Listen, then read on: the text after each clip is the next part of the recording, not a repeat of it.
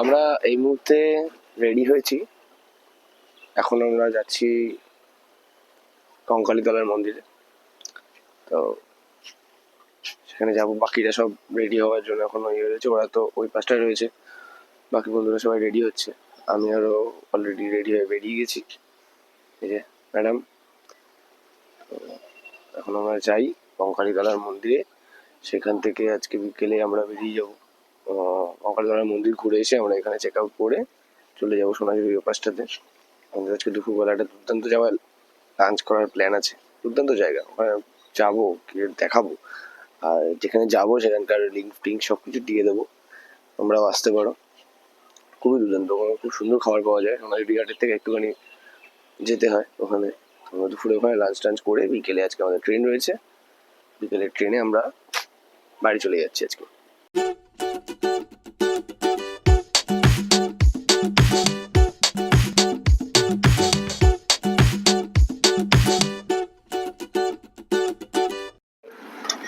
আমরা বেরিয়ে পড়েছি, কঙ্কালীতলা যাচ্ছি এখন পুজো দিতে। টোটো দাদাকে জিজ্ঞাসা করলাম যে ভিড় আছে কিনা, কারণ আমাদের তো চেক আউট করার একটা ব্যাপার আছে 11টায়।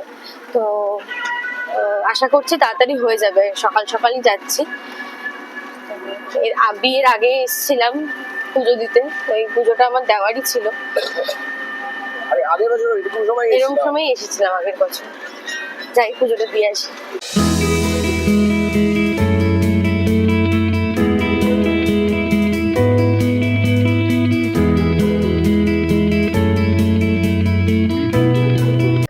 আমরা কঙ্কালীতলা পৌঁছলাম। দাঁড়াবে না, চলো। এবার ডালা নেবো, পুজো দেবো। গায়ে লাগছে এবার রোদ্দুরটা, চিরবির চিরবির করছে। তাড়াতাড়ি পুজোটা দিয়ে নি, যেটা বড় কাজ সেটা আগে মিটিয়ে নি, তারপরে বাকি যা ভাবার ভাববো। সকালবেলা পুজো দেওয়ার মধ্যে না একটা আলাদা শান্তি আছে। ডালাটা নিলাম, আর আমি মায়ের জন্যই শাড়িটা এনেছিলাম। তো এখন যাই। সবাই বলছে লাইন কম আছে, হ্যাঁ আমারও দূর থেকে দেখি তাই মনে হচ্ছে লাইন একদমই কম। এর থেকেও বেশি অনেক ভিড় হয়। এছাড়াও এখানে মেলাও বসেছে। তাড়াতাড়ি আগে পুজোটা দিয়ে নি, তারপর বাকি সবকিছু তোমাদের সাথে শেয়ার করবো।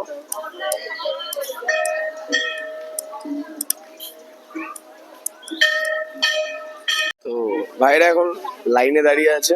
খুশি আসেনি আমাদের মধ্যে একজন মিসিং, সে হোটেলে রয়েছে, তার নাকি শরীরটা খারাপ লাগছে। হ্যাঁ অ্যাকচুয়ালি ঘুমোচ্ছে, ওটাই হচ্ছে ওর মেন কারণ। ঘুমের জন্য আসেনি। ও ও একটু ভূত টাইপের আছে। ওর জন্মদিনের দিন ওকে বললাম যে পুজো দে, দিল না। যাই হোক, তার জায়গায় ওর ভাই পুজো দিচ্ছে ওর নামে। ভাই কি বলবি বল?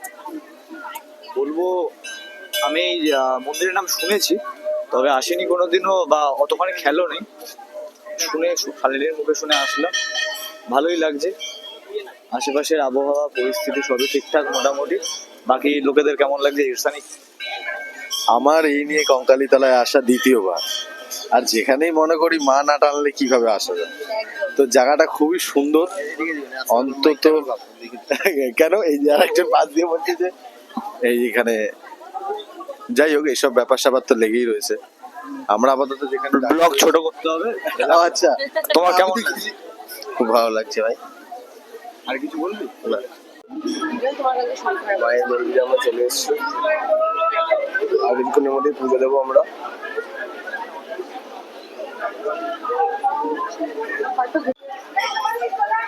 এটা হলো কঙ্কালীতলার মেন যে মন্দির, সেই মন্দির। বলা হয় কঙ্কালীতলায় নাকি এইখানে এই পুকুরে মায়ের সতী মায়ের দেহের অংশ পড়েছিল। সেই অংশটি ছিল কঙ্কাল। সেই কঙ্কালের থেকে এই জায়গাটার নাম হচ্ছে কঙ্কালীতলা। তো এখানে ওপরের সমস্ত জায়গা, পুরো দেয়ালের মধ্যে লেখা রয়েছে যে সতীর 51 পীঠ যে রয়েছে, সেই 51 পীঠের কোন অংশ কোথায় পড়েছে সেগুলো এখানে লেখা আছে। এইখানে যেটা লেখা রয়েছে সেইটা হচ্ছে কঞ্চি দেশ। কঞ্চি দেশ বলতে এই জায়গাটা, এখানেই কঙ্কাল পড়েছে মধ্যিখানে যেটা রয়েছে, তাই জন্য এটার নাম হচ্ছে কঙ্কালীতলা। এটা হচ্ছে মায়ের মন্দির।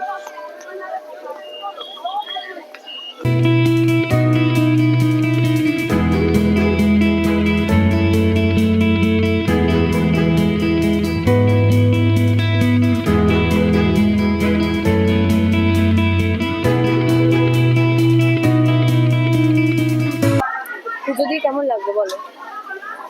পুজো আমরা লাইনে দাঁড়ালাম, লাইন বেশিক্ষণে ছিল না, এখানে ম্যানেজমেন্ট অনেকটাই ভালো, অত বেশি লাইনে দাঁড় করায় না,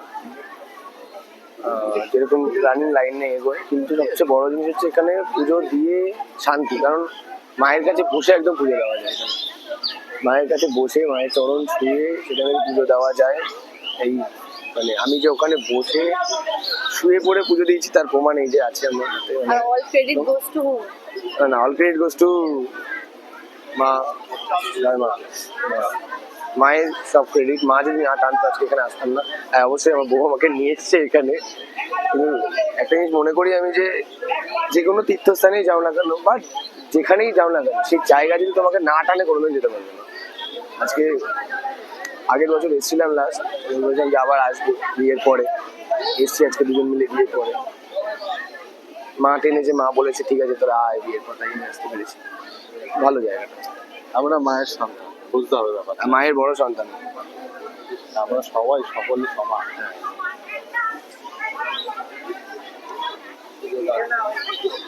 আমরা মন্দিরে এসে সানির জন্য একটা মেয়ে পছন্দ করলাম। সানির পছন্দ হয়েছে একটা মেয়েকে, তো কথাও বললাম, কিন্তু মেয়েটা বললো যে মেয়েটার বয়ফ্রেন্ড আছে। তো এটাও বলা উচিত ছিল যে আমাদের সানিরও গার্লফ্রেন্ড আছে, জাস্ট এমনি পছন্দ করে। তাহলে তখন বলবে না যে আপনার তাহলে ক্যারেক্টারের দোষ, আপনার গার্লফ্রেন্ড থাকা সত্ত্বেও আপনি। দোষ তো আছেই, আপনারও পড়াতে চাই এরকম টাইপের। হ্যাঁ, তারপর মার খাই তোর মতো। আমরা পুজো দিয়ে এখন রওনা দিচ্ছি হোটেলের উদ্দেশ্যে। 11টায় আমাদের চেক আউট, অলরেডি 10:05 বাজে। ব্রেকফাস্ট করিনি, পেটে প্রচন্ড খিদে, খেতে হবে। তবে একটু জানি যে সবার কিরকম কি লাগলো পুজো টুজো দিয়ে।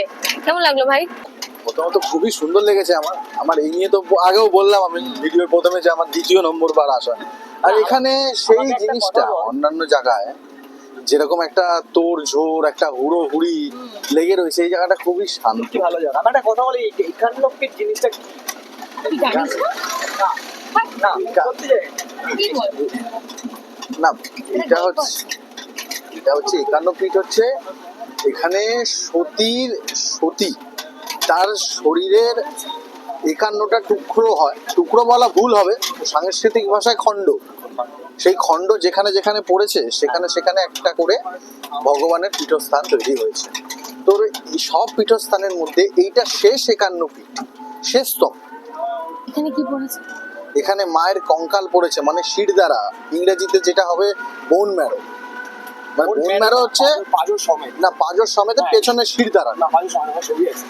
ওই ভিতরের কঙ্কালটা। কিন্তু একটা খুবই টুকরো কেন হলো? টুকরো এতগুলো কেন হলো? এটা কারণ না আমার কথা হচ্ছে একটা টুকরো এইখানে, একটা এখানে দেখলাম একটা টুকরো তোর পাকিস্তান, একটা টুকরো দেখলাম তোর আমাদের এই সতীর এই খণ্ডগুলো হওয়ার পেছনে ভগবান বিষ্ণুর অনেক বড় হাত। আচ্ছা।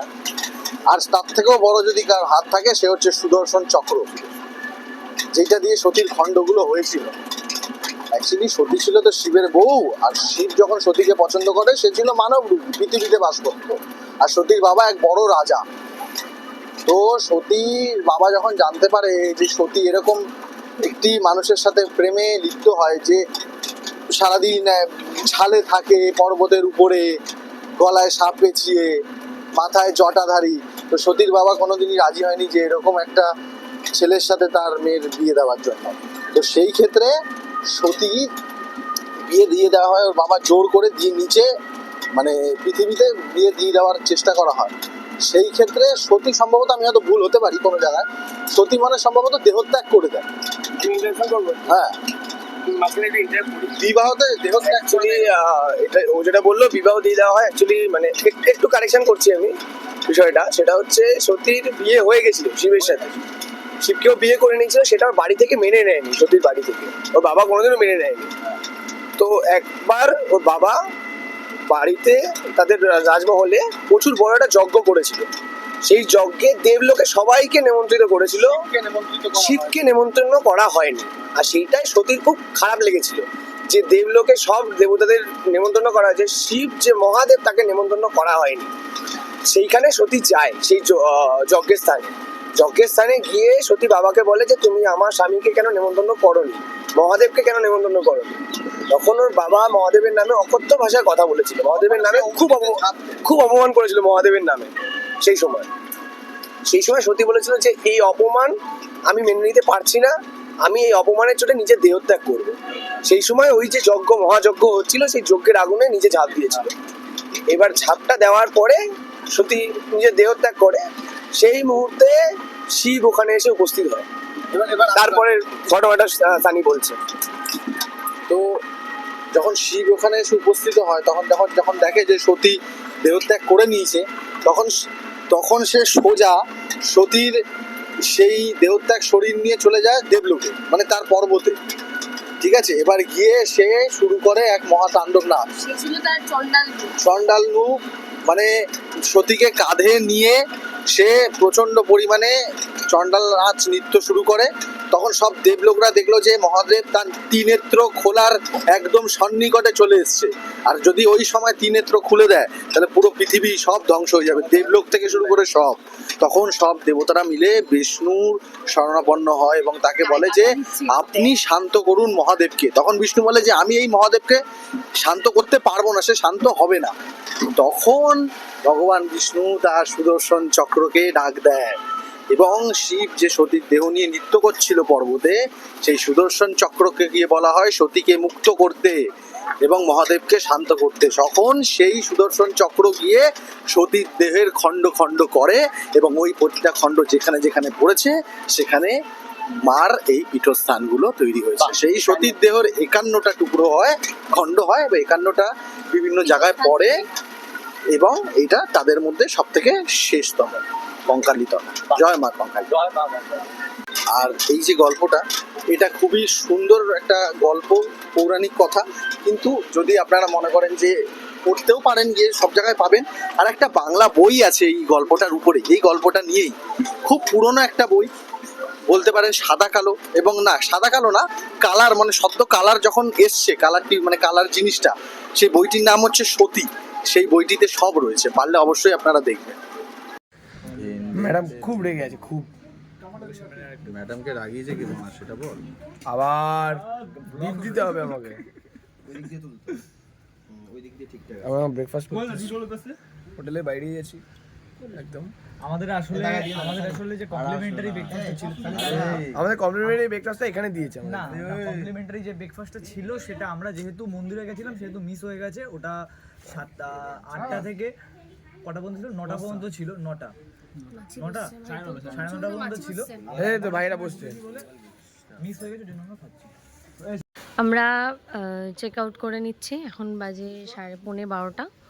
সো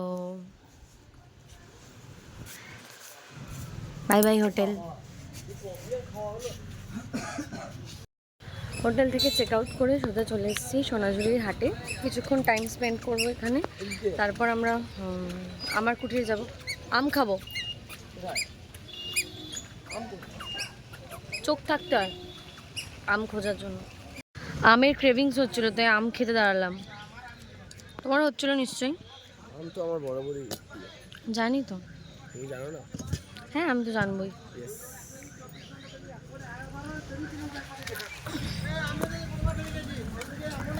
ম্যাডামেরটা আমার খুব রেগে আছে কালকের থেকে, একটা কারণ রেগে আছে।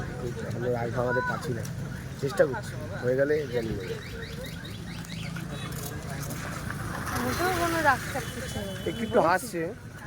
বলেছি আমার রাগ হয়েছে। না না, বলার দরকার কি? সব কিছু কি আর বলে প্রকাশ করা যায়?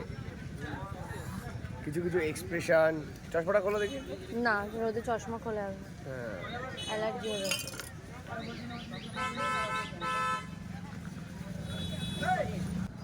আপনার আচ্ছা, এই পুরো এরিয়াটা তো বন দপ্তরের আন্ডারে পড়ে না? হ্যাঁ, বন দপ্তর আছে আর ইয়ে আছে, ক্যানেল ডিপার্টমেন্ট, দুটো ডিপার্টমেন্ট আছে। আচ্ছা,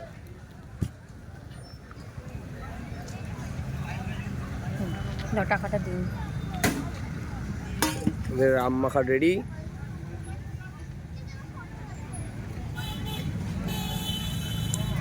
আমাদের ক্যাশিয়ার সব কিছুতে ক্যাশ বের করে। ট্রাই করে দেখো কেমন গন্ধে তো আমার একদম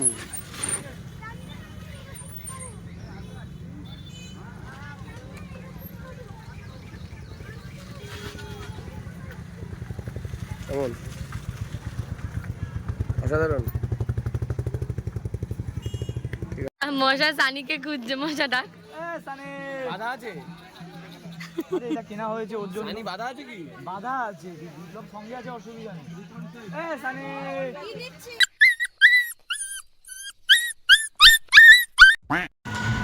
আমরা যাচ্ছি এখন আমার কুঠিরে দুপুরে লাঞ্চ করতে। তো যাওয়ার পথের রাস্তাটা এত সুন্দর মনোরম, ভাবছি মশাকে হাঁটি হাঁটি নিয়ে যাব।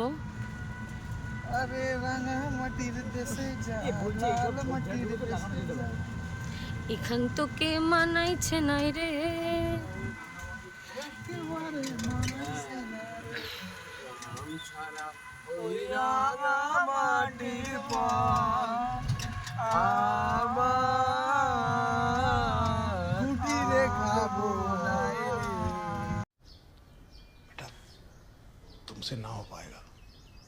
এই মুহূর্তে আমরা চলে এসেছি আমার কুঠির হেসেল ঘর।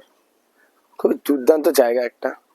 জায়গাটা একবার ঘুরিয়ে দেখাচ্ছি, এত সুন্দর। এই যে পেছনে যেটা, এটা হচ্ছে আমার কুঠির হেসেল ঘর। আমরা এখানে খাওয়া দাওয়া করবো, আজকে দুপুরের লাঞ্চটা এখানে। খাওয়া দাওয়া করে আমরা এখান থেকে সোজা চলে যাবো বোলপুর স্টেশন, সেখান থেকে বাড়ি। এবার দেখাচ্ছি ঘুরে জায়গাটা, এত সুন্দর জায়গাটা, মানে বলে না যে পুরো বনের ভেতর। উফ, দারুণ দারুণ। দেখাচ্ছি এই যে জায়গাটা, কি সুন্দর জায়গা।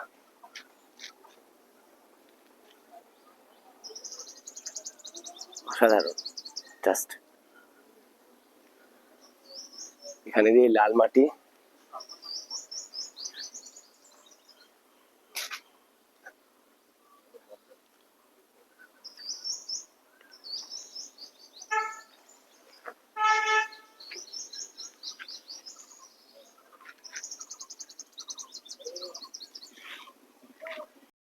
আমাদের খাবার দিয়ে দিয়েছে। এখানে আছে ভাত, সাদা ভাত, শাক ভাজা, পাঁপড় ভাজা, স্যালাড, তোমার আলু পোস্ত, ডাল, এঁচোড়ের তরকারি, বেগুনি, চাটনি, পায়েস। এটা অনলি ভেজ থালি। এর সাথে আমরা মাটনটা ইনক্লুড করেছি, কচি পাঠা, আর ঘি রয়েছে এখানে। চলো শুরু করা যাক। মশা কেমন লাগতো? কারণ খাবার দাবার আপাতত শাক ভাজা দিয়ে খেলাম। শাক ভাজা ওই বিরিয়ানি করে বড়ি বড়ি। ভেজেছিল, সুন্দর লাগলো খেতে। বাকি সবার কেমন? কেমন লাগছে বিপ্লব? ভালো লাগে। এখানে তোর? ধর বেগুন ভাজার এই জিনিসটা ইউনিক লাগছে, ভালো টেস্ট খুব। এখন অব্দি যতটুকু খেলাম হেভি। তোকে জিজ্ঞেস করিনি, তুই বল খানি। দেখুন আমাকে দেখে বুঝতে পারছেন আমার অ্যান্সার কি অর্থ চলছে। এখনো পর্যন্ত মুখের স্বাদ অপুরন্ত। ওদের এখানে মনে হয় প্রতিদিন কিছু কিছু আইটেম চেঞ্জ হয়, ভাজা বড়ি বা তরকারি মার্কার দিয়ে মেশানো। কারণ আগের বার যখন আমরা আসলাম তখন দেখলাম এই বেগুনের জায়গায় কুমড়ো ভাজা ছিল। হ্যাঁ, ওটা কিন্তু দারুণ ছিল। ও যা ঘি খাচ্ছে, কে কে কে কে ঘি খাচ্ছে কে? সানি যা ঘি খাচ্ছে, ট্রেনে বডি নিয়ে যেতে দেয় না। জানতে পারলে নামিয়ে দেয়, আবার অ্যাম্বুলেন্স ভাড়া করতে হবে আমাদের। এমনিতে 3000 টাকার ট্রিপ আমাদের 6000 টাকায় চলছে, মারাত্মক হাই লেভেলে। বডির জন্য অ্যাম্বুলেন্স মানে বুঝতে পারছিস, আবার কত টাকা বেরিয়ে যাবে।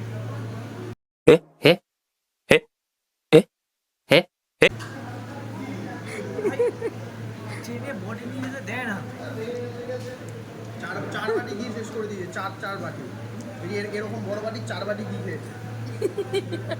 ঘিরোটাকে দেখি, এই ঘিরোটাকে নে, ঘিরোটাকে নে, ফলা ওটা ঘিরোটা ফলা। না না, মাংসের সাথে কি খাবে বা মটন? সানি অত ব্যাপারটা আমি না। এখন আমি মটন খাচ্ছি, মটন। দেখো দেখো বাবা, মটন খাচ্ছি। কণ্ঠে যখন খাবে দুটি মন, একই শুভ দৃষ্টিতে মিলে গেলে দুনয়ন। ভালোবাসার প্রদীপ হয়ে আমি জ্বলবো তারে। ওপারে থাকবো আমি, তুমি রইবে পারে, শুধু আমার দু চোখ ভরে দেখবো তোমারে। ভালো থেকো দাদা।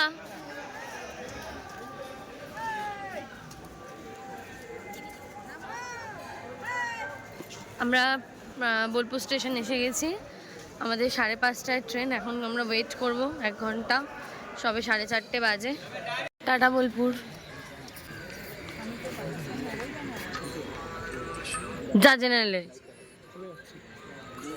দেখবো তোমারে, ওপারে থাকবো আমি, তুমি রইবে পারে।